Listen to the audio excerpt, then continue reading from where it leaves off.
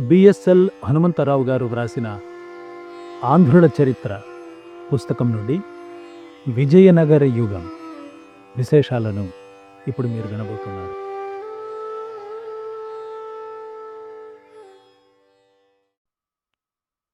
విజయనగరంలో మత సాంఘిక పరిస్థితులు. తురుష్క సామ్రాజ్య విస్తరణను అరికట్టి ఏర్పడిన విజయనగర రాజ్యానికి హిందూ మత సంస్కృతుల రక్షణ, పోషణ ఆశయాలు కావడం సహజం. విజయనగరాధీశులు వేదమార్గ ప్రతిష్ఠాపనాచార్య అనే బిరుదాన్ని ధరించినారు. అయితే విజయనగర రాజ్యంలో హిందువుల్లోని భిన్న శాఖలేగాక జైనులు, తగినంత సంఖ్యలో ముస్లిములు, క్రైస్తవులు కూడా ఉన్నారు. తమ అభిమాన మతం ఏదైనప్పటికీ విజయనగరాధీశులు మతాలనన్నింటినీ సహనంతో చూచినారు. శ్రీరంగంలోని వైష్ణవులు జైనులను హింసిస్తుంటే బుక్కరాయలు కల్పించుకొని వారి మధ్య సమాధానం కుదిర్చినాడు. రాజధానిలో విరూపాక్షాలయం పక్కనే జైనుల ఆలయాలున్నాయి. దేవరాయలు జైనులకు, ముస్లిములకు కూడా ప్రార్థనా సౌకర్యాలు కల్పించినాడు. ఆముక్తమాల్యదలో కృష్ణరాయలు వైష్ణవాధిక్యాన్ని స్థాపించడానికి ప్రయత్నం చెయ్యడమేగాక వెర్రి శైవంబు ముదిరి మద్వినుతి వినుడు అంటూ అన్యమత నిరసనం ప్రదర్శించినాడు. కాని విరూపాక్షునికి స్వర్ణ కిరీటాది కానుకలను అర్పించినాడు. శైవ వైష్ణవ క్షేత్రాలు రెండూ దర్శించి అచట గోపుర మండపాలు నిర్మించినాడు. వీరశైవుడైన శాంతలింగప్ప శ్రీశైల ప్రాంతంలోని జైనులను హింసించడం విని కృష్ణరాయలు పంపగా వెలుగోటి గని తిమ్మనాయుడు అతణ్ణి దండించినాడట. అళయరామరాయలు రాజధానిలోని తురకవాడలో గోవధను కూడా సమ్మతించే దూరదృష్టిని ప్రదర్శించినాడు. భారతీయ ప్రభువులకు మత సహనం సాంప్రదాయకమే అయినా ముస్లిములతో నిరంతరం పోరాడుతున్న విజయనగరాధీశులు తమ రాజ్యంలో మతపరమైన కలతలు లేకుండా చూసి సర్వ ప్రజల సమాదరాన్ని చూరగొనడం రాజనీతి అని కూడా భావించి ఉంటారు. కాకతీయ యుగంలో వేళ్లూనడానికి ప్రారంభించిన స్మార్తమతానికి విజయనగర ఆరంభంలో రాజస్థానంలో పోషణ లభించింది. సంగమ వంశీయులు కాలాముఖ శైవులని చెప్పవచ్చు. వారి కులదైవం విరూపాక్షుడు. కులగురువు క్రియాశక్తి ఆచార్యులు. గంగాదేవి అసాధారణ సార్వజ్ఞం వెలసత్ సర్వమంగళం క్రియాశక్తి గురుం వందే త్రిలోచన వివాపరం అంటూ కీర్తించింది. కాని నాటికి అతివాద శైవం వెనకాడి స్మార్త గురుపీఠమైన శృంగేరి ప్రాబల్యం వహించసాగింది.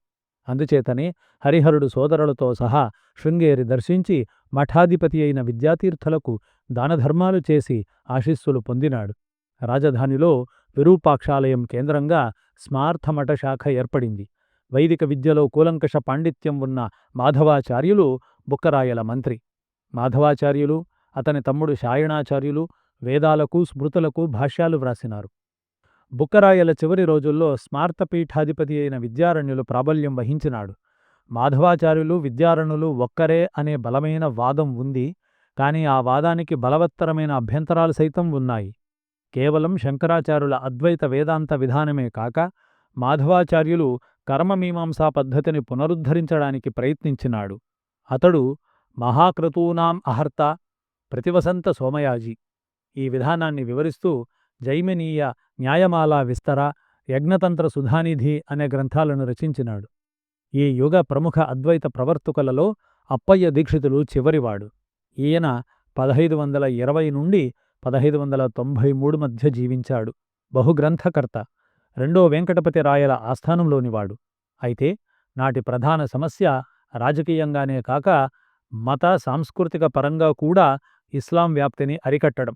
అదే ఆశయంతో ఉత్తర భారతంలో సంస్కరణాత్మకమైన భక్తి ఉద్యమం సాగింది. ఆ ఉద్యమానికి మాధవాచార్య, విద్యారణ్యుల ద్వారా విజయనగరం ప్రోత్సహించిన వైదిక ధర్మ పునరుద్ధరణోద్యమానికి పొంతనలేదు.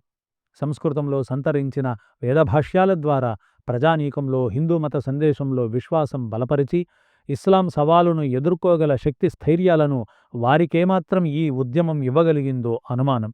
అందుచేత విజయనగర ఆస్థానంలో సాగిన మతోద్యమ సామాజిక ప్రయోజనం అత్యల్పమేనని చెప్పవచ్చు. స్మార్తమతం రాజస్థానానికి, బ్రాహ్మణుల్లో ఒక చిన్న వర్గానికి మాత్రమే పరిమితం. ప్రజానీకంలో భక్తి ప్రధానమైన శైవ, వైష్ణవాలకే ఆదరం ఉంది. శైవమత శాఖల్లో కాలాముఖ వీరశైవాలకు పరిమితంగా ఆదరణ ఉంది. సంగమ వంశస్థుల్లో దేవరాయల వరకు కాలాముఖాచార్యుడైన క్రియాశక్తి కులగురువు. వారి శాసనాలు శ్రీ విరూపాక్ష పదంతో సమాప్తమయ్యేవి. హరిహరుని సోదరుడు మారప్పకు మంత్రిగా వనవాసి రాజ్యాన్ని పాలించిన మాధవమంత్రి గురువు కూడా క్రియాశక్తి పండితుడే. మాధవమంత్రి ఉపనిషన్మార్గ ప్రవర్తకుడు.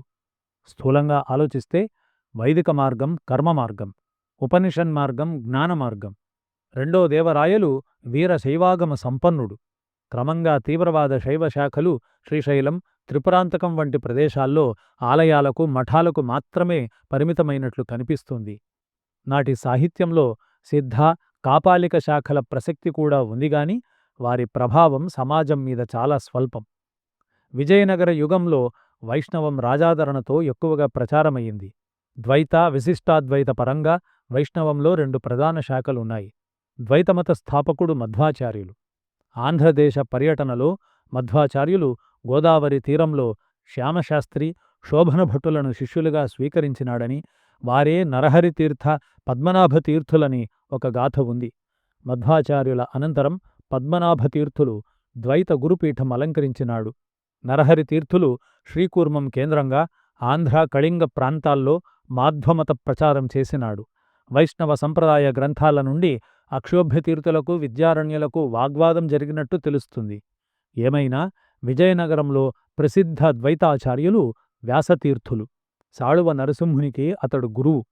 అతని కోరికపై వ్యాసతీర్థులు తిరుపతిలో అర్చకత్వం నిర్వహించి అతడు విజయనగర సింహాసనాన్ని ఆక్రమించిన తరువాత చంద్రగిరి నుండి విజయనగరం చేరినాడు. వ్యాసతీర్థులు గొప్ప విద్వాంసుడు. కృష్ణరాయలకు అతని పట్ల అపారమైన అభిమానం. రాయల పట్ల తీర్థుల వారికి ఎనలేని వాత్సల్యం.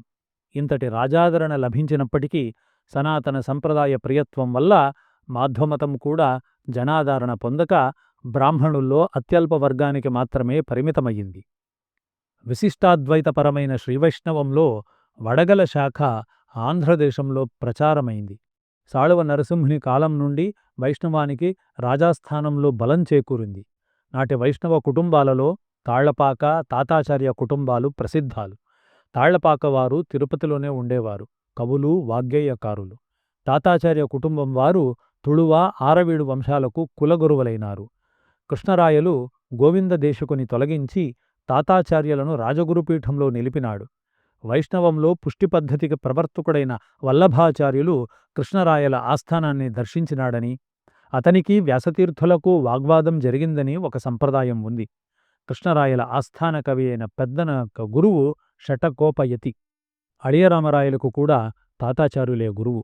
వీరిద్దరి సహాయంతో దొడ్డయాచార్య అనే వైష్ణవ గురువు అప్పయ్య దీక్షితులను ఓడించి శైవక్షేత్రమైన చిదంబరంలో గోవిందరాజస్వామి పూజోత్సవాలను ప్రతిష్ఠించినాడట. ఆరవీటి వంశంలో ఇంచుమించు అందరూ వైష్ణవులే. శ్రీరంగరాయల గురువు తిరుమల తాతాచార్యులు. రెండో వెంకటపతి కాలం నుండి శాసనాలలో శ్రీ విరూపాక్షునికి బదులు శ్రీవెంకటేశ్వరుడు ప్రత్యక్షమైనాడు. అతని నాణేల మీద కూడా శ్రీ వెంకటేశ్వరాయ నమః అనే లేఖనం కనిపిస్తుంది. వెంకటపతి ఆస్థానంలో తాతాచార్యులకు తోడు తిరుమల శ్రీనివాసాచార్య, కందాళ అప్పలాచార్య, తాళపాక తిరుమలాచార్య అనే వైష్ణవ విద్వాంసులుండేవారు. ఆలయం, మఠం మత విద్యలకు, సంప్రదాయాలకు పట్టుగొమ్మలుగా నిలిచినాయి. ఆలయ నిర్మాణం విరివిగా సాగింది. పాత ఆలయాలకు కొత్తగా గోపుర మండపాదులు కల్పించినారు. తిరుపతి, శ్రీశైలం, అహోబలం, కాళహస్తి ఆలయాలు ప్రసిద్ధాలు. ముఖ్యంగా వైష్ణవ క్షేత్రాలైన తిరుపతి, అహోబలాలను తుళువ, ఆరవిటి రాజులు ఎక్కువగా ఆదరించి పోషించినారు. అనేక ఉత్సవాలు, తిరునాళ్లు జరిపి ఆలయాలు ప్రజలను ఆకర్షించేవి. ప్రజల ఆర్థిక, సాంస్కృతిక జీవితంలో ఆలయం పెద్ద పాత్రను నిర్వహించేది. సాధారణంగా మఠాలు ఆలయాలకు అనుబంధంగా ఉండేవి. కడప జిల్లాలోని పుష్పగిరిలో శృంగేరి స్మార్తమఠ శాఖ వెలిసింది. శ్రీశైలంలో భిక్షావృత్తి మొదలైన వీరశైవ మఠాలు ఉండేవి. తిరుపతి, అహోబలాలలో వైష్ణవ మఠాలు ప్రసిద్ధాలు. ముఖ్యంగా వైష్ణవ గురువులు దేశ సంచారం చేస్తూ మతప్రచారం జరిపేవారు. ప్రజలలో మత సంబంధమైన మూఢ విశ్వాసాలు, ఆచారాలు ఎక్కువగా ఉండేవి. ఒకే దేవుడు తమ కోరికలన్నింటినీ తీర్చలేడేమో అనే భయమో, లేక ఒక దేవుని ఆరాధిస్తే ఇతరులకు ఆగ్రహం వస్తుందనే భయమో గాని బహుదేవతారాధన ఎక్కువయింది. స్మార్తులు 5 దేవతలతోటి పంచాయతన ఆరాధన చాలా కాలంగా చేస్తున్నారు. ఆ దేవతలకు కుమారస్వామిని చేర్చి షణ్మతాలను రూపొందించడమేగాక అద్వైత బోధకుడైన శంకరాచార్యుని షణ్మత స్థాపకుడని కీర్తించసాగినారు. మాధ్వమతం వల్ల హనుమంతుని పూజకు ఆదరణ హెచ్చింది. మధ్వాచార్యులు హనుమంతుని అవతారమని మాధ్వుల విశ్వాసం. మహారాష్ట్ర నుండి విఠోబా లేక విఠ్ఠల ఆరాధన ప్రవేశించింది. కృష్ణరాయలు విఠోబా భక్తుడు. గ్రామదేవతల సంగతి వేరే చెప్పనక్కరలేదు. సాగుమానం లేదా సహగమనం చేసిన వారు దేవతలై పూజలందుకునేవారు. శకునాలలో, దయ్యాలు, భూతాలలో నమ్మకం విపరీతంగా ఉండేది. గ్రామదేవతల కొలువుల్లోనూ నవరాత్రులలోనూ జంతుబలులు జరిగేవి.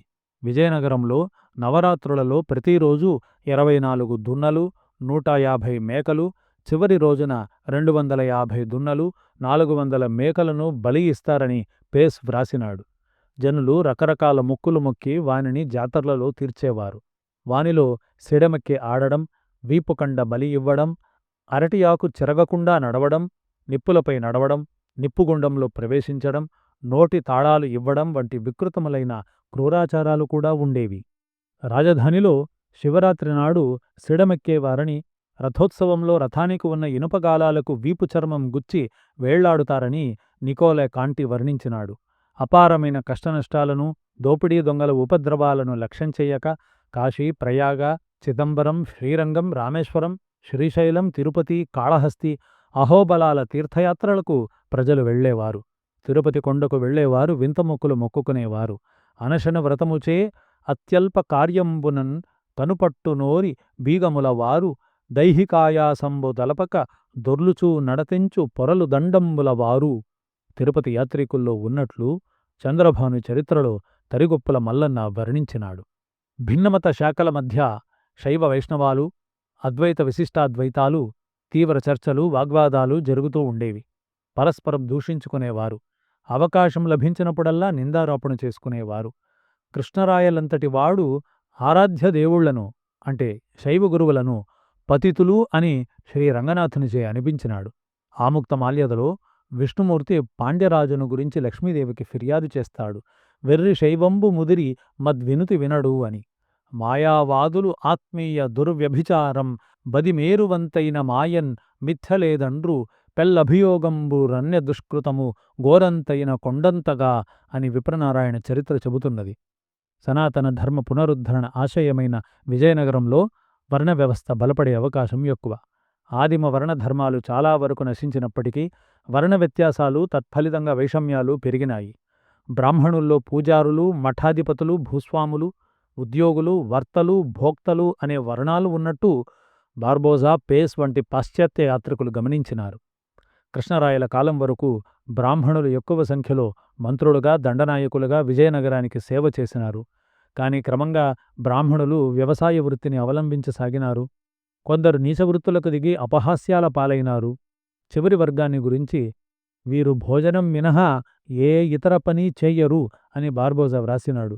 బహుశా వీరిని గురించే గుత్తిన్ పుల్లెలు గుట్టి చంద్రగిరిలో కూడెత్తి పెనుగొండలో హత్తిన్ సత్రమునందు వేడి బలు దుర్గాధీశ తాంబులపుందిత్తులు మోసి పదస్థులైనారని భట్టుమూర్తి నిరసించినాడు.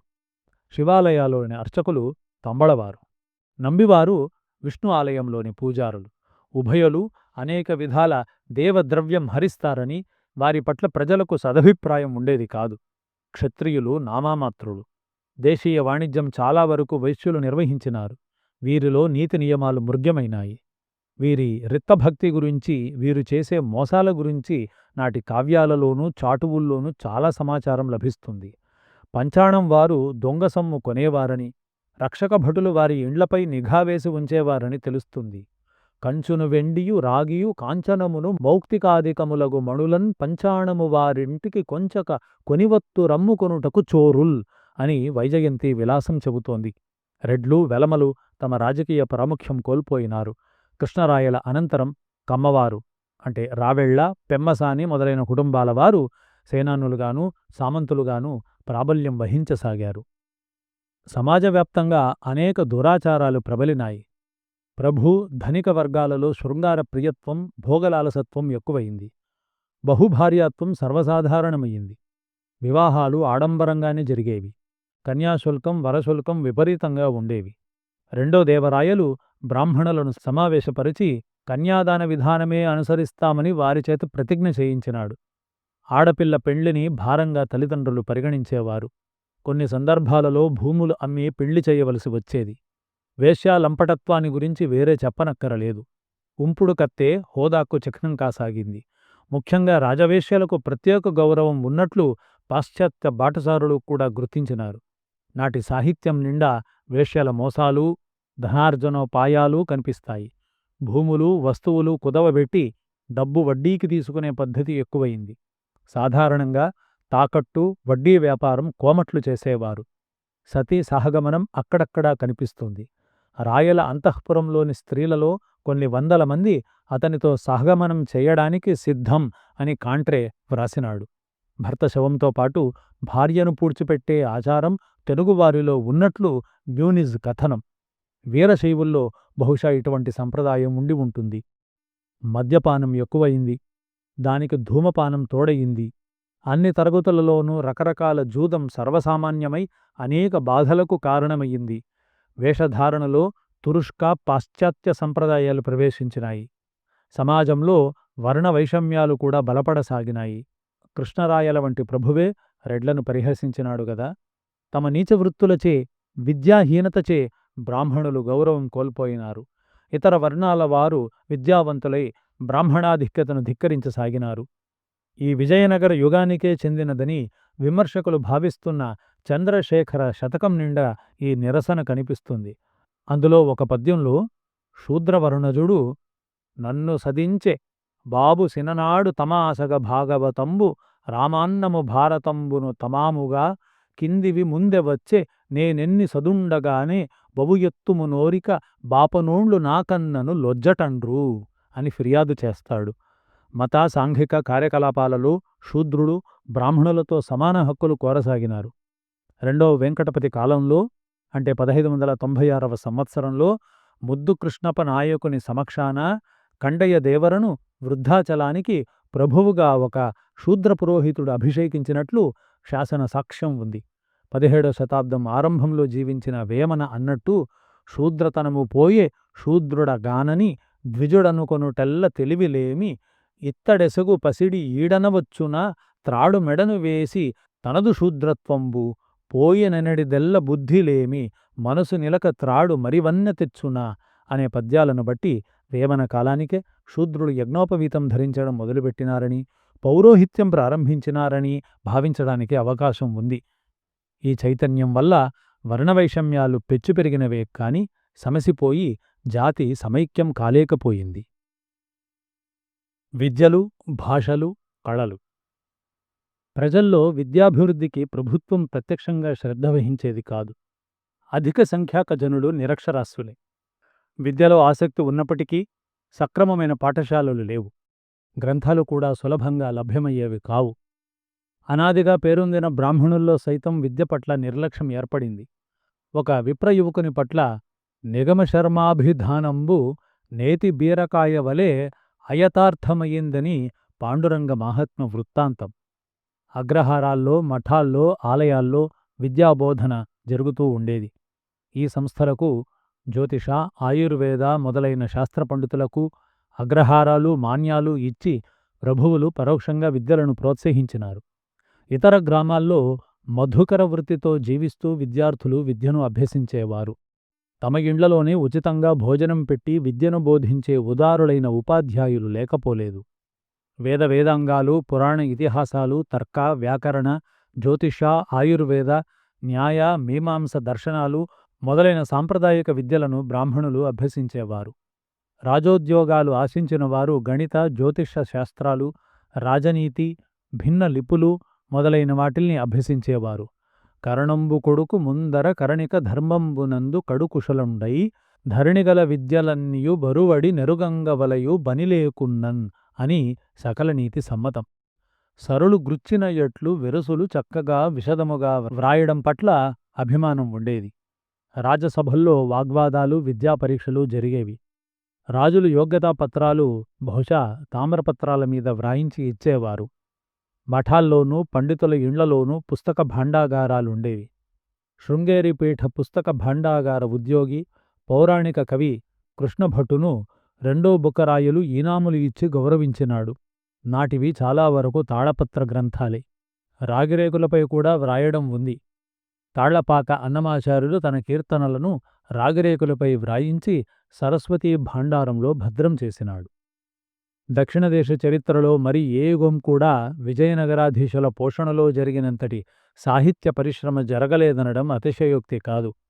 ప్రభువుల్లోనూ వారి సామంతుల్లోనూ పలువురు సంస్కృతాంధ్రాది భాషల్లో పండితులు, కవులు. పండితగోష్ఠి వారి ప్రధాన కాలక్షేపం. దాక్షిణాత్య భాషల్లోనూ సంస్కృతంలోనూ వివిధ సారస్వత శాఖల్లో పెక్కు గ్రంథాలు వెలిసినాయి. నూతన కవితారీతుల సృష్టి జరిగింది. విజయనగర చరిత్ర పూర్వార్ధంలో సంస్కృత భాషా ప్రాబల్యం ఎక్కువగా కనిపిస్తుంది. సంస్కృతం వైదిక దేవభాష కదా. వేదభాష్యాలు, అలంకార శాస్త్రాలు, కావ్యనాటకాలు అనేకం సంస్కృతంలో వెలువడినాయి. అద్వైత, ద్వైత, విశిష్టాద్వైతపరమైన గ్రంథాలు అనేకం రచించినారు. విద్యారణ్యులు ఐతరేయ దీపిక, తైత్తరీయ దీపిక, పంచదశి, జీవన్ముక్తి వివేకాది గ్రంథాలకు కర్త. మాధవాచార్యులు పరాస్మర స్మృతిపై రాసిన పరాశర మాధవీయ వ్యాఖ్యతో బాటుగా జైమినీయ న్యాయమాల విస్తర, సర్వదర్శన సంగ్రహాది గ్రంథాలు రచింపగా, అతని సోదరుడు సాయణాచార్యులు వేదార్థ ప్రకాశిక అనే పేర చతుర్వేదాలకు కూలంకషమైన భాష్యం రచించినాడట.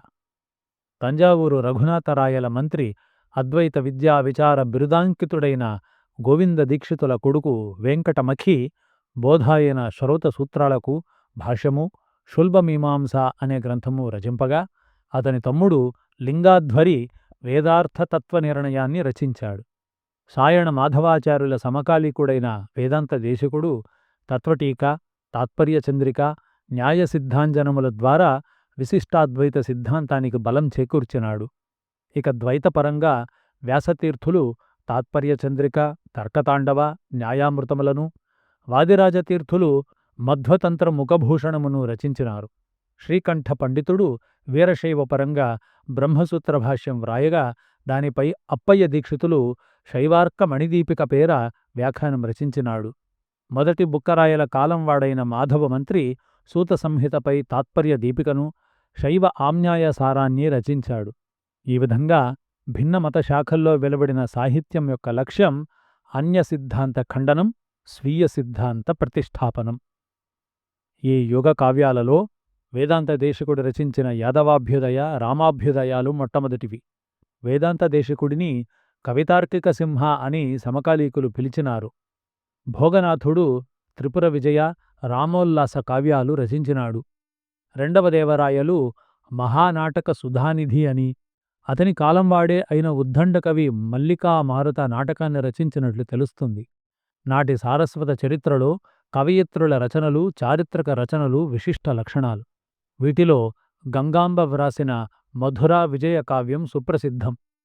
ప్రౌఢదేవరాయల కాలంలోనే డిండిమ కవి కుటుంబం విజయనగరాస్థానంలో ప్రవేశించింది. వారిలో అరుణగిరినాథ డిండిముడు సోమవల్లి యోగానంద ప్రహసన కర్త. శ్రీనాథుడు ఓడించింది ఇతణ్ణి. ఇతని సంతతి వారిలో రెండో రాజనాథుడు సాళవాభ్యుదయాన్ని, మూడో రాజనాథుడు అచ్యుత రాయాభ్యుదయాన్ని రచించినారు.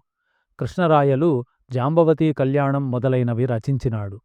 విరూపాక్షస్వామి చైత్రోత్సవ సందర్భంలో జాంబవతీ కళ్యాణం ప్రదర్శించేవారని తెలుస్తుంది. అచ్యుతరాయల కాలంలో తిరుమలాంబ వరదాంబికా పరిణయం రచించింది. ఇది అచ్యుతరాయల పెళ్లి గురించి చెప్పే గ్రంథం. మహామంత్రి సాళువ తిమ్మరుసు అగస్త్యుని బాలభారతంపై మనోరమ అనే వ్యాఖ్యానాన్ని రాసినాడు. అతని మేనల్లుళ్ళు గోపరస, అప్పరసలు కృష్ణమిష్ణుని ప్రబోధ చంద్రోదయ నాటకంపై వ్యాఖ్యానాలు రచించినారు. తంజావూరు రఘునాథరాయలు సంస్కృతంలో మహాకవి. అతని మంత్రి గోవింద దీక్షితులు వేదాంత గ్రంథాలతో పాటు సాహిత్యసుధను రచించినాడు. అలంకార, నాట్య, సంగీత శాస్త్రాలపై కూడా ఎన్నో గ్రంథాలు వెలువడినాయి. అలంకార శాస్త్ర గ్రంథాలలో సాయుణుని ధాతువృత్తి, భోగనాథుని ఉదాహరణమాల, గోపతిప్పని కావ్యాలంకార సూత్రాలపై వ్యాఖ్య ముఖ్యమైనవి. నాట్య, సంగీత శాస్త్రాలపై వచ్చిన గ్రంథాలలో మహానాటక సుధానిధి, దేవనభట్టు వ్రాసిన సంగీత ముక్తావళి, గోవతిప్పడు వ్రాసిన తాళదీపిక, లక్ష్మీధరుని సంగీత సూర్యోదయం, రఘునాథరాయలి సంగీత సుధ ఎన్నదగినవి.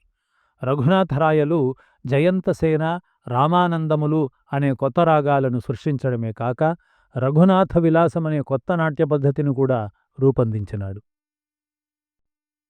విజయనగర సామ్రాజ్యంలో తెలుగు భాష. విజయనగర యుగం ఆంధ్ర భాషా చరిత్రలో స్వర్ణయుగమని సర్వసాధారణ అభిప్రాయం. ద్రావిడ కర్ణాటాంధ్ర దేశాలను కలిపి పాలిస్తున్న విజయనగరాధీశులు దేశభాషలందు తెలుగు లెస్స అని గుర్తించినట్లు కనిపిస్తుంది. ఆంధ్ర భాషా చరిత్రలో విజయనగర ఆస్థానానికి ప్రత్యేక స్థానం ఉంది. ఇక్కడనే శ్రీనాథ కవిసార్వభౌముడు ఆంధ్రభాషా విజయధ్వజం ప్రతిష్ఠించి ఆంధ్రవాణికి కనకాభిషేకం చేయించినాడు. రాయల ఆదరాభిమానాలతో ఆంధ్రం దాక్షిణాత్య భాషలకు మార్గదర్శకమైంది. ఈ యుగ పూర్వార్ధంలో వెలువడిన సారస్వతాన్ని రెడ్డియుగ సారస్వతంతో పోల్చవచ్చు. శైవులు, వైష్ణవులు తమ తమ సిద్ధాంతాలను ద్విపదల్లో ప్రచారం చేసుకున్నారు.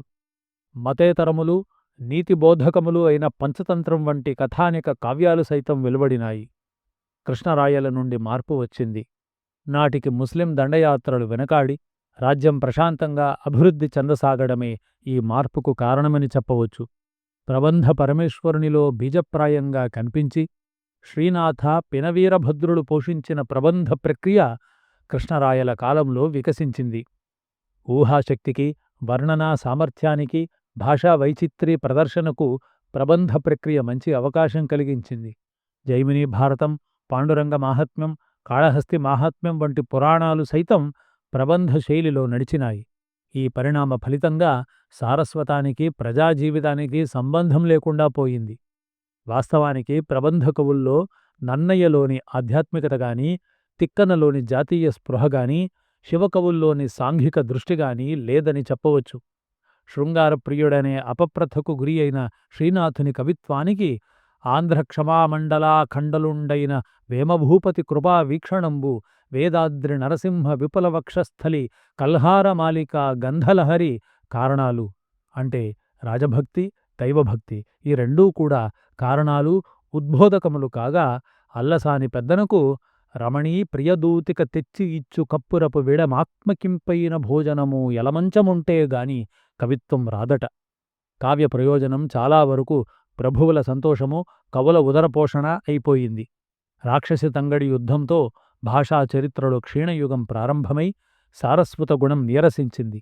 విజయనగరం నుండి ఆంధ్ర సరస్వతి దాక్షిణాత్య నాయక రాజ్యాలను ఆశ్రయించింది. సామ్రాజ్య విచ్ఛిన్నంతో, సుల్తానుల దాడులతో ప్రజలలో నైతిక దౌర్బల్యం చోటు చేసుకున్నది. భావనా పటిమ సన్నగిల్లింది. ప్రక్రియలో వైవిధ్యం ఉన్నప్పటికీ శబ్దచిత్రణపై దృష్టి నిలిపిన గారడీ కవిత్వం ఎక్కువయింది.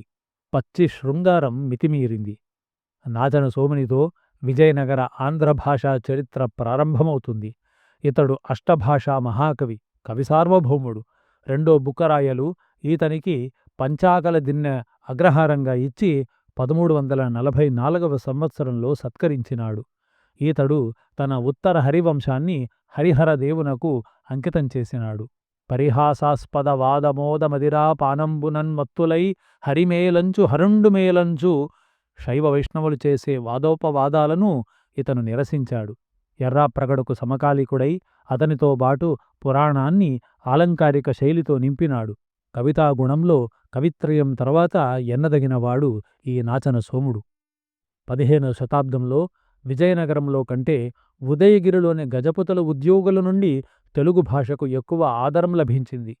1470 ప్రాంతంలో ఉదయగిరిని ఏలుతున్న పూసపాటి బసవరాజుకు దూబగుంట నారాయణ కవి పంచతంత్రం అంకితం చేసినాడు. నారాయణ కవి కూడా హరిహర దేవుని భక్తుడే.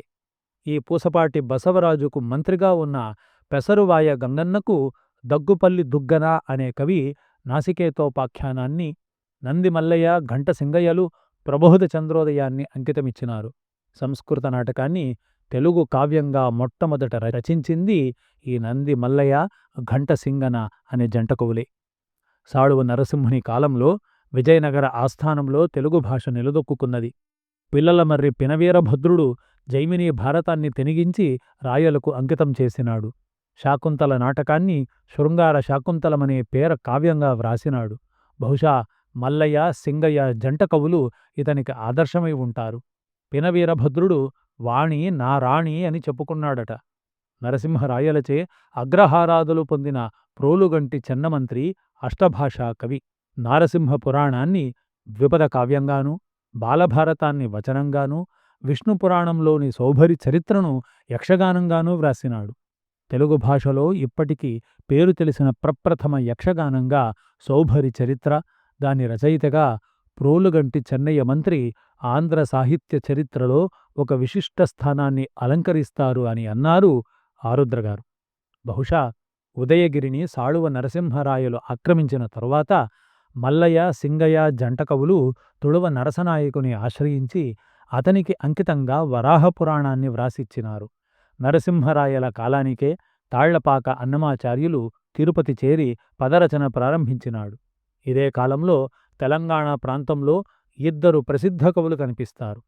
నాడు ఓరుగల్లును పాలించే చితాబ్ఖాన్ మంత్రి అయిన ఎల్ల పెద్దన్నను ఆశ్రయించి చరిగొండ ధర్మన్న అనేవాడు చిత్రభారతాన్ని రచించినాడు. ఇతడు శతలేఖిని సురత్రాణ అనే బిరుదాన్ని ధరించినాడు. బహుశా ఇతనికి సమకాలీకుడే కొరవి గోపరాజు సింహాసన దాత్రింశత్సాలభంజిక అనే గ్రంథాన్ని హరిహరునకు అంకితం చేసినాడు. వేపోకల బోనియట్టి సిరిపుట్టిన ఇంటికి ఓరుగంటికిన్ అన్న ఇతని వర్ణనను బట్టి 1700 ప్రాంతానికి ఓరుగల్లు పూర్తిగా ధ్వంసం కాలేదని తెలుస్తుంది. కృష్ణరాయలు సింహాసనం ఎక్కడంతో కొత్త శకం ఆరంభమైంది. ఇతడు కవితా ప్రావీణ్య ఫణీషుడు, సాహితీ సమరాంగణ సార్వభౌముడు, ఆంధ్రభోజుడు. అతని భువన విజయ సభను అలంకరిస్తూ అష్టదిగ్గజాలు అనే కవులున్నట్లు ప్రసిద్ధి. వీరిలో సంస్కృత, ఆంధ్ర, కర్ణాట భాషా కవులున్నారని భావించడం సమంజసం. కాని అష్టదిగ్గజాలు ఆంధ్ర భాషా కవులే అనేది సంప్రదాయం. ఆ కవులు ఎవరంటే అల్లసాని పెద్దన, నంది తిమ్మన, మాదయ్యగారి మల్లన, ధూర్జటి, అయ్యలరాజు రామభద్రుడు, తెనాలి రామకృష్ణుడు, పింగళి సూరన, భట్టుమూర్తి అని పండితుల అభిప్రాయం. వీరిలో పెద్దన, తిమ్మనలు మాత్రమే తమ కృతులను రాయలకు అంకితమిచ్చినారు. పెద్దన ఆస్థాన కవి, ఆంధ్ర కవితా పితామహుడు, ప్రబంధ పరమేష్టి. అతడంటే రాయలకు అపారమైన అభిమానం. పెద్దన చేతిలో ప్రబంధ ప్రక్రియ సర్వాంగసుందరంగా రూపొందింది. అందుచేతనే స్వారోచిష మనుసంభవం తెలుగులో ప్రథమ ప్రబంధంగా ప్రసిద్ధికెక్కింది. నంది తిమ్మన వ్రాసిన ప్రబంధం పారిజాతాపహరణం. ఈ 2 ప్రబంధాలు బహుశా కళింగ జైత్రయాత్ర అనంతరం రాయచూరు యుద్ధానికి పూర్వం రాయలు అంకితం పొంది ఉంటాడు. మిగిలిన కవులు రాయలను స్మరించనైనా లేదు. మాదయ్యగారి మల్లన రాయలకు సమకాలీకుడే కాని తన రాజశేఖర చరిత్ర కావ్యాన్ని కొండవీటి సీమను ఏలే నాదెండ్ల అప్పరసుకు అంకితం చేసినాడు. అయితే రాయవాచకం ప్రకారం మల్లన అష్టదిగ్గజాలలోనివాడే. రాజుల్ మత్తులు వారిసేవ నరకప్రాయంబు అన్న ధూర్జటి తన శ్రీకాళహస్తీశ్వర శతకాన్ని, శ్రీకాళహస్తీశ్వర మాహాత్మ్యాన్ని తన ఇష్టదైవానికే అంకితమిచ్చాడు. ధూర్జటి రాయల ఆస్థానంలో ఉన్నట్లు కొన్ని చాటువులు ఉన్నాయి. అంతేకాక తన కృష్ణరాయ విజయ కావ్యంలో కుమార ధూర్జటి కృష్ణరాయలు ధూర్జటిని ఆదరించినట్లు చెప్పినాడు. అయ్యలరాజు రామభద్రుడు రామాభ్యుదయ కావ్యాన్ని గొబ్బూరు నరసరాజుకు అంకితం చేశాడు. ఇది 1550వ సంవత్సరానికి చెందిన కావ్యం. నరసరాజు అడియ రామరాయల మేనల్లుడు. రామభద్రుడు దిగ్గజాల్లో ఉండడానికి అవకాశం తక్కువ. అయితే దిగ్గజాల్లోనివాడు కృష్ణరాయల సకల కథాసారం తెనిగించిన పుత్తేటి రామభద్రుడై ఉండవచ్చునని కొందరి అభిప్రాయం. పింగళి సూరన తెలుగు సాహిత్య చరిత్రలో విశిష్ట స్థానాన్ని ఆక్రమిస్తాడు. కృష్ణరాయల కాలంలో అతడు బాలుడై ఉండవచ్చు. అతని మొదటి కావ్యం రాఘవ పాండవీయం తెలుగు భాషలో మొదటి ద్వ్యర్థి కావ్యం. ఆకువీటి పెదవెంకటాద్రికి అంకితం చేశాడు. రెండోది అపూర్వ కథా సంవిధాన వైచిత్రితో రచించిన కళాపూర్ణోదయం. ఇది పద్యరూపంలో ఉన్న నవల అని విమర్శకుల అభిప్రాయం. నంద్యాల ప్రభువు కృష్ణభూపతికి అంకితం చేశాడు ఈ కళాపూర్ణోదయాన్ని. కృష్ణభూపతి ఆరవేటి వంశస్థుడు. అడియ రామరాయలు దూరపు బంధువు. పింగళి సూరన వ్రాసిన 3వ కావ్యం ప్రభావతి ప్రద్యుమ్నం. ఇక తెనాలి రామకృష్ణుడు రాయల ఆస్థానంలో ఉన్నట్లు సూచించే చాటువుల్లో ఎంత సత్యం ఉందో అది అనుమానాస్పదం. అతని అసలు పేరు గార్లపాటి రామలింగయ్య. తెనాలి స్వగ్రామం. శైవ కుటుంబంలో జన్మించినాడు. నాదెండ్ల గోపరసకు మంత్రి అయిన ఊర దేచయ్యకు అంకితంగా ఉద్భటారాధ్య చరిత్రాన్ని వ్రాసి ఇచ్చినాడు. విజయనగరంలో వైష్ణవం ప్రబలంగా ఉన్నందున రాయల అభిమానం సంపాదించడానికి వైష్ణవం స్వీకరించి రామకృష్ణుడై ఉంటాడు అని ఒక అభిప్రాయం. వైష్ణవుడై వ్రాసిన మొదటి గ్రంథం ఘటికాచల మాహాత్మ్యం. అనంతరం పాండురంగ మాహాత్మ్యాన్ని వ్రాసి విరూరు వేదాద్రి అనే అతనికి అంకితమిచ్చాడు. ఈ విరూరు వేదాద్రి విజయనగర సామంతరాజు దగ్గర రాయసకాడుగా పనిచేసేవాడు. అష్టదిగ్గజాల్లో ఒకడు అని చెప్పబడే భట్టుమూర్తి వసుచరిత్రను సుమారు 1580 ప్రాంతాలలోనే వ్రాసి ఉంటాడు. పాండురంగ మహాత్మ్యం ఆ తర్వాతనే వెలువడింది అనడానికి ఆంతరంగికంగా సూచన ఉంది. భట్టుమూర్తి మొదటి గ్రంథం కావ్యాలంకార సంగ్రహం లేదా నరసభూపాలీయం. 1557 ప్రాంతంలో త్వరగల్లు ప్రభువైన పోచిరాజు నరసరాజుకు ఈ నరసభూపాలీయాన్ని అంకితమిచ్చాడు. నరసరాజు అడయరామరాయల మేనల్లుడు. ఈ కావ్యం అవతారికను బట్టి భట్టుమూర్తి ఉద్దండ పండితుడని, బహుముఖ ప్రజ్ఞాశాలి అని తెలుస్తుంది. అనంతరం రామరాయల ఆశ్రయం పొంది భట్టుమూర్తి రామరాజభూషణుడైనాడు. రాక్షసితంగడి యుద్ధానంతరం తిరుమల రాయలతో పెనుగొండ చేరినాడు. కేవల కల్పనాకథలు వీడి అవారిత కల్పనా విశేషంతో పూర్వవృత్తమైన వసుచరిత్రను సానబట్టిన జాతిరత్నంగా తీర్చి కవిత్వంలో సంగీతాన్ని మేళవించి తిరుమల రాయలకు అంకితాన్నిచ్చాడు. రామరాజభూషణుడు గాని రామకృష్ణుడు గాని రాక్షసితంగడి యుద్ధాన్ని, విజయనగర దుస్థితిని తలవకపోవడం ఆశ్చర్యం. భట్టుమూర్తి చివరి రచన హరిశ్చంద్ర నలోపాఖ్యానం. ఇది ద్వ్యర్థి కావ్యం. నవరత్నాలనే సంస్కృత కవులు చంద్రగుప్త విక్రమాదిత్యుని కొలువులో ఉండేవారన్న సంప్రదాయం వలనే అష్టదిగ్గజ సంప్రదాయంలో కూడా చారిత్రక సత్యం లేదు. అయితే రాయలు స్వయంగా మహాకవి. విష్ణుచిత్తీయం అన్న నామాంతరం ఉన్న ఆముక్తమాల్యదను తిరుపతి వెంకటేశ్వరునకు అంకితంగా చెప్పినాడు. తెలుగులోని పంచమహాకావ్యాలలో ఆముక్తమాల్యద ఒకటి. అష్టదిగ్గజాల్లో లేని కవులు రాయల కాలంలో ఉన్నారు. వారిలో కొందరిని రాయలు ఆదరించినాడు. కవికర్ణ రసాయన కావ్య నిర్మాత సంకుశాల నరసింహకవి, రాధామాధవ కృతికర్త చింతలపూటి ఎల్లన ఎన్నదగినవారు. ఎల్లనకు రాధామాధవ కవి అనే బిరుదం రాయలు ఇచ్చినాడట. కొండవీటి రాజ్యంలో ఉద్యోగి అయిన నాదెండ్ల గోప అరసు కృష్ణార్జున సంవాదం పేర గయోపాఖ్యానాన్ని ద్విపదలో వ్రాసినాడు. ఉదయగిరి పాలకుడైన కంపరాయలు మనుమంచి భట్టు అనే ఆయన చేత అశ్వలక్షణ సారాన్ని అంకితంగా పొందాడు. అన్నమాచార్యుల కుమారుడు పెద తిరుమలయ్య కృష్ణరాయల కాలం నాటివాడే. ఈ విధంగా అపారమైన సాహిత్య పరిశ్రమ జరిగినందునే కృష్ణరాయల కాలం తెలుగు భాషా చరిత్రలో స్వర్ణయుగంగా ప్రసిద్ధమయ్యింది. కృష్ణరాయల మరణంతో చెలరేగిన వారసత్వ యుద్ధాల వల్ల విజయనగరంలో సారస్వత పరిశ్రమ క్షీణించి పింగళి సూరన మొదలైన మహాకవులు చిన్న చిన్న ప్రభువులను ఆశ్రయించవలసి వచ్చింది. రాక్షసి తంగడి యుద్ధానంతరం ఆరవీటి వంశచరిత్ర సైతం అంతర్యుద్ధాలతో, సుల్తానుల దాడులతో నిండి సాహిత్య పోషణకు పరిస్థితులు అనుకూలించలేదు. అయితే ఆరవీటి వంశకాలంలోనే దక్షిణాన నాయక రాజ్యాలు బలపడి సుమారు 1 శతాబ్ద కాలం ఆంధ్రభాషకు ప్రధాన రంగస్థలాలైనాయి. తెలుగు, తమిళ నాయకులే కాక మహారాష్ట్ర ప్రభువులు సైతం తెలుగును ఆదరించినారు. దక్షిణ దేశంలో ఆంధ్రం అధికార భాష అయిందేమో అని అనిపిస్తుంది. అందుచే ఆంధ్రభాషా చరిత్రలో ఈ విజయనగరోత్తర యుగాన్ని నాయకరాజ యుగమని లేదా దాక్షిణాత్య యుగమని వ్యవహరిస్తారు.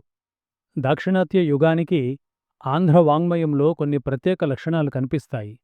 అన్యభాషల ప్రజల మధ్య వర్ధిల్లడంచే తెలుగులో తమిళ, కన్నడ, మహారాష్ట్ర పదాలు, పాశ్చాత్య భాషా పదాలు ఎక్కువగా ప్రవేశించినాయి.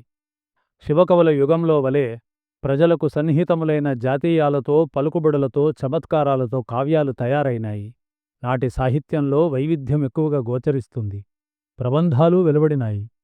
సంగీత సాహిత్యాలు మేళవించిన గేయాలు, దృశ్యకావ్య శాఖ అయిన యక్షగానాలు అసంఖ్యాకంగా తయారైనాయి. వచన వాంగ్మయం ఈ యుగంలోనే క్రమపరిణామాన్ని పొందింది. తంజావూరు యక్షగానానికి, మధుర వచనానికి పేరొందింది. శాస్త్ర విషయాల మీద కూడా గ్రంథాలు రచించారు.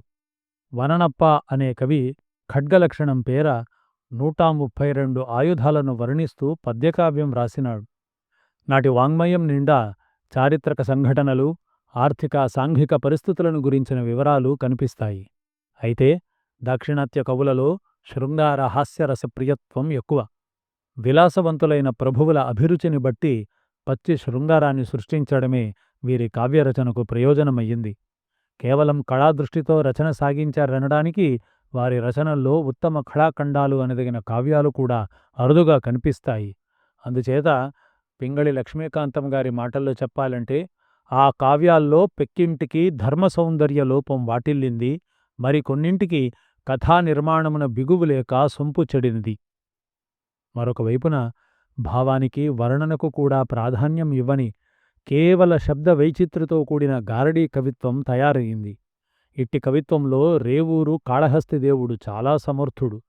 అతడు చలజిహ్వికా చలజిహ్వికా చలాచలజిహ్వికా రచనా విశేష నిపుణుడట. ఓష్ఠ్య నిర్యోష్ట వర్ణోదరణ కల్పనుడు. కఠిన త్రిపాద సంఘటన కుశలుడు.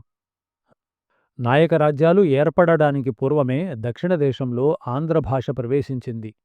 వీరకంపరాయల మధురా విజయయాత్రలో పాల్గొని శ్రీరంగంలో దేవుణ్ణి ప్రతిష్ఠించి దేశికాచార్యునిచే అభినందనలు అందుకున్న జింజి ప్రభువైన గోపనమంత్రి తెలుగులో సింధుమతీ విలాసాన్ని రచించినట్టు తెలుస్తోంది. అచ్యుతరాయల కాలంలో తిరువత్తూరును పాలిస్తున్న గోళ్ల చినరామప్ప పచ్చకప్పరపు తిరువెంగళనాథునిచే చొక్కనాథ చరిత్రను చెప్పించినాడు. ఇదే కాలంలో అరుణాద్రి మంగళం నివాసి అయిన జంగమదేవరకు అంకితంగా భద్రకవి లింగయ్య సానంద చరిత్రను ద్విపదంగా రచించినాడు. దక్షిణ దేశంలో ఈ విధంగా ప్రవేశించిన ఆంధ్ర సారస్వతోద్యమం నాయక రాజ్యాలు ఏర్పడడంతో బహుముఖంగా వికసించింది. నాయక రాజులందరిలో భాషా పోషణలో రఘునాథ నాయకునికి ఎవరూ సాటిరారు. తంజావూరుకు అతడు శ్రీకృష్ణరాయలు. రఘునాథుడు ఆశువుగా పారిజాతాపహరణం చెప్పి తండ్రిచేత కనకాభిషేకం చేయించుకున్నాడట. అతని ఆస్థానంలోని తెలుగు కవులలో చేమకూరి వెంకటకవి అగ్రగణ్యుడు. సారంగధరి చరిత్ర, విజయవిలాస కావ్యాలను రఘునాథునికి అంకితమిచ్చినాడు. తెలుగు భాషలోని మార్దవాన్ని, లాలిత్యాన్ని వెంకటకవి విజయవిలాసంలో వడగట్టినాడు. కృష్ణాధ్వరి తన నైషధ పారిజాతమనే శ్లేషకావ్యాన్ని రఘునాథరాయలకు అంకితం చేసినాడు. రఘునాథుడు వాల్మీక చరిత్రాది పెక్కు కావ్యాలను ద్విపదలుగాను యక్షగానాలుగాను రచించినాడు. ఈయన ఆస్థానంలో రామభద్రాంబ, మధురవాణి అనే కవయిత్రులు ఉండేవారు. మధురవాణి రఘునాథరాయలచే కనకాభిషేకాన్ని పొందింది. రఘునాథ నాయకుని కొడుకు విజయరాఘవుడు అష్టభాషాధురీణుడై సాహిత్యరాయ పెండేరాన్ని ధరించి అనేక యక్షగానాలను, పదాలను, కీర్తనలను రచించినాడు. ఈతని రఘునాథాభ్యుదయం పద్యగద్యాత్మకమైన తెలుగు నాటకాల్లో మొదటిదిగా ప్రసిద్ధి. చెంగల్వ కాళకవిని విజయరాఘవుడు పోషించినాడు. విజయరాఘవుని ప్రియురాలు రంగాజమ్మ మన్నారుదాస విలాసం మొదలైన యక్షగానాలను రచించింది. శృంగార రసభరితాలైన పదరచనలో సాటిలేని క్షేత్రయ్య విజయరాఘవుని ఆదరణకు పాత్రుడై అతనిపై 1000 పదాలు చెప్పినాడు. విజయరాఘవుని కొడుకు మన్నారుదాసు సైతం పెక్కు యక్షగానాల రచయిత. తెలుగు నాయకుల అనంతరం తంజావూరుని ఏలిన మహారాష్ట్రులు కూడా తెలుగు కవులను పోషించినారు. వారు కూడా తెలుగు కవులైనారు. 1684 నుండి 1712 వరకు పాలించిన షహాజీ తెలుగులో 20 నాటకాలు రచించినాడట. అదేవిధంగా 1739-62 మధ్య పాలించిన ప్రతాపసింహుని ప్రియురాలు ముద్దుపళని రాధికా సాంత్వనము అనే పేరుతో పచ్చి శృంగారాన్ని వెర్రితలలు వేయించింది. 1798 నుంచి 1833 వరకు పాలించిన రెండవ శరభోజీ కాలంలోనే త్యాగరాజు ఉండేవాడు. ఇతనిది కాకర్ల వంశం. ఈయన 1764 నుండి 1846 వరకు జీవించారు. ఈతడు షొంఠి వెంకటరమణయ్య శిష్యుడు, రామభక్తిపరుడు. భక్తి పారవశ్యంలో శ్రీరామునిపై త్యాగయ్య చెప్పిన కృతులు సుమారు 1000కి పైగా ఉన్నాయి. ఈ కృతులు కర్ణాటక సంగీతానికి ప్రాణప్రదాలు. మధురలో విశ్వనాథనాయకుని స్థానాపతి రాయవాచకం అనే వచన చరిత్ర ద్వారా తెలుగు భాషా సేవకు ప్రారంభం చేసినాడు. విజయనగర వృత్తాంతము సుజనులచే విన్న ఎట్టి సూనృత వాక్కుల్ ప్రజలకు తేటపడంగా సృజించితి కృష్ణరాయ శేఖర చరితల్ అని చెప్పుకున్నాడు. ఇతడు రెండవ కృష్ణప్ప నాయకుని తమ్ముడు, విశ్వనాథుని స్థానాపతి అని చరిత్రకారుల నిర్ణయం. ఇంచుమించు ఇదే కాలంలో ఏకామ్రనాథుడు ప్రతాపచరిత్ర అనే పేర కాకతీయుల చరిత్ర వ్రాసినాడు. ప్రతాపచరిత్ర ఆధారంగా కాశ సర్వప్ప సిద్ధేశ్వర చరిత్రను ద్విపదలో రచించినాడు. తిరుమల నాయకుని కాలంలో అతని కొడుకు ముద్దళగిరికి అంకితంగా లింగనమఖి కామేశ్వర కవి సత్యభామ సాంత్వనం చెప్పినాడు. ధేనుమాహాత్మ్యం అనే వచనకావ్యం కూడా రామేశ్వర కవి రచనే. ఇదే కాలంలో వెలిదండల వెంకటపతి శృంగార రాధా మాధవం రచించినాడు. విజయరంగ చొక్కనాథుని కాలంలో మధురలో ఆంధ్రభాష బాగా వికసించింది. చొక్కనాథుడు స్వయంగా గ్రంథకర్త. శ్రీరంగ మహాత్మ్యం, మాఘ మహాత్మ్యం అనేవి ఇతని వచన రచనలు. ఇతని సామంతుడైన సముఖము వెంకటకృష్ణప్ప నాయకుడు వచన జైమిని భారతానికి, రాధామాధవ, అహల్యా సంక్రందన పద్యకావ్యాలకు కర్త. వీరి సమకాలీకుడైన శేషము వెంకటపతి తారాశశాంక కావ్యాన్ని వంగల సీనయామాత్యునకు అంకితం చేసినాడు. పుదుక్కోటను ఏలిన రఘునాథ తోండమాన్ పార్వతీపరిణయం అనే తెలుగు ప్రబంధాన్ని రచించినాడు. ఈ ఆస్థానములోనే నుదురుపాటి కవివంశం వర్ధిల్లింది. వీరిలో నుదురుపాటి వెంకన్న తెలుగులో ప్రథమ కోశం అనదగిన ఆంధ్రభాషార్ణవాన్ని తయారుచేసినాడు. మైసూరు ప్రభువైన చిక్కరాయల కాలంలో అంటే 1672 నుండి 1704 మధ్యలో దళవాయి కళువే వీరరాజు మహాభారతాన్ని తెలుగు వచనంలో వ్రాసినాడు. సాహిత్యానికి తోడు సంగీత, నాట్య, నాటక కళలను విజయనగరాధీశులు ప్రోత్సహించినారనడానికి నాడు వెలువడిన సంగీత శాస్త్ర గ్రంథాలే నిదర్శనం. విద్యారణ్య మహర్షి తన సంగీత సారంలో పెక్కు రాగాలను వర్ణించినాడు. కృష్ణరాయలు కృష్ణ అనే విద్వాంసుని దగ్గర వీణను అభ్యసించినట్లు తెలుస్తోంది. అళియరామరాయలు తన కుమార్తెలకు రామయ్యమంత్రిచే సంగీతం నేర్పించినాడు. రామయ్యమంత్రి వ్రాసిన స్వరమేళ కళానిధి కర్ణాటక సంగీతానికి వేదం వంటిది. సంగీత నాట్య కళలకు వేశ్యలు నిధులై దేవతా ఉత్సవాలలో, సాంఘికమైన వివాహాది శుభకార్యాలలో పాల్గొనేవారు. నాట్యంలో పలు రకాలు ఉండేవి. పెద్ద దేవాలయాల్లో ప్రత్యేకించి నాట్యమండపాలు నిర్మించినారు. శుద్ధ పద్ధతి, చిత్ర పద్ధతి, ఘనదేశి పద్ధతులను ఆదిగా గల్గు నృత్యైక ముఖ్య నాట్య విధములు సూచించి నయమునర్ప జనులకెల్లను లోచనోత్సవముగాను ఆడే అని మల్హణ చరిత్ర చెబుతోంది. మృదంగం, ఆవంజం, దండతాళం, కిన్నెర, వీణ, ముఖవీణ, మౌరి, గౌరు, గుమ్మెట, డక్కి, చక్కి, చుయ్యంకి మొదలైన వాయిద్యాలను కృష్ణరాయలు పేర్కొన్నాడు. అన్నింటిలో వీణకు జనాదరణ హెచ్చింది. నాటకాలు ఆడడం ఎక్కువయింది. మాచుపల్లి కైఫీయతును బట్టి వీర నరసింహల రాయల కాలానికే కూచిపూడి భాగవతులు దేశసంచారం చేస్తూ నాటకాలు ఆడుతుండేవారు. నాట్య సంగీతాలకు ప్రాధాన్యం ఉన్న యక్షగానాలకు ఆదరణ హెచ్చుగా కనిపిస్తుంది. విజయనగరాధీశులు ప్రతి సంవత్సరం జరిపే వసంతోత్సవాలలో ఈ కళకు ప్రోత్సాహం లభించేది. చిత్రలేఖనాన్ని గురించిన ప్రస్తావన కూడా వాంగ్మయంలో ఎక్కువగా కనిపిస్తుంది. సంగీతంతో పాటు చిత్రలేఖనాన్ని స్త్రీలు అభ్యసించేవారు. పసిడి గచ్చమర సోపానముల్ మూట దుంగితయు విషాంతయు చిత్రతయునైన సభ అని ఆముక్తమాల్యదలో వస్తుంది. గచ్చు చేసి మాలికతో చిత్రాలు వ్రాసేవారట. అంతఃపురంలో నరసానాయక, కృష్ణరాయల నిలువెత్తు వర్ణచిత్రాలు ఉన్నట్లు పేస్ వ్రాసినాడు. నాట్యమందిరాల గోడలపై చిత్తరువులు వ్రాసేవారని తెలుస్తుంది. చిత్రాలలో ఇతిహాస, పురాణగాథలు, కృష్ణలీలలు, రతీమన్మథుల లీలలతో బాటు సామాజిక జీవిత దృశ్యాలు కూడా ఉండేవి. హంపి విరూపాక్షస్వామి ఆలయ మండపంలోనూ, లేపాక్షి ఆలయాలలోనూ ఈ యుగ చిత్రాలను చూడవచ్చు. విజయనగరంలో దక్షిణదేశం అంతటా విరివిగా ఆలయ నిర్మాణం జరిగింది. సామ్రాజ్య విస్తృతికి, ఐశ్వర్యానికి నాటి ఆలయాలు నిదర్శనాలుగా ఉండేవి. రాజ్యం తొలిదశల్లోని ఆలయాల్లో చాళుక్య శైలి స్పష్టంగా కనిపిస్తుంది. క్రమంగా శైలిలో చోళశైలి సంప్రదాయాలు చోటు చేసుకున్నాయి. సువిశాలమైన ప్రాంగణంలో ఎత్తైన గోపురాలతోడి, ప్రాకారాల మధ్య గంభీర విమానాలతో, దేవీ ఆలయంతో, రంగా కళ్యాణ మండపాలతో విజయనగరాలయం సర్వాంగ సుందరంగా రూపొందింది. సాధారణంగా నాటి మండపాలు విశాలంగా ఉండి సహస్ర స్తంభ మండపాలుగా ప్రసిద్ధి చెందినాయి. ఈ స్తంభాలను ఏకశిలలో వ్యాళ, అశ్వారూఢులైన యోధులు స్తంభం నుండి వెలికి దుముకుతున్నారా అన్నట్లుగా మలిచేవారు. విజయనగర ఆలయాల్లో ఎక్కువ భాగం రాజధాని నగరమైన హంపిలోనే ఉన్నాయి. వానిలో విరూపాక్ష, విఠ్ఠల, హజార రామాలయాలు సుప్రసిద్ధాలు. హజార రామాలయ కుడ్యాలపై రామాయణ గాథలను శిల్పీకరించినారు. విజయనగర ఆలయ వాస్తువుకు విఠలాలయం మకుటప్రాయం.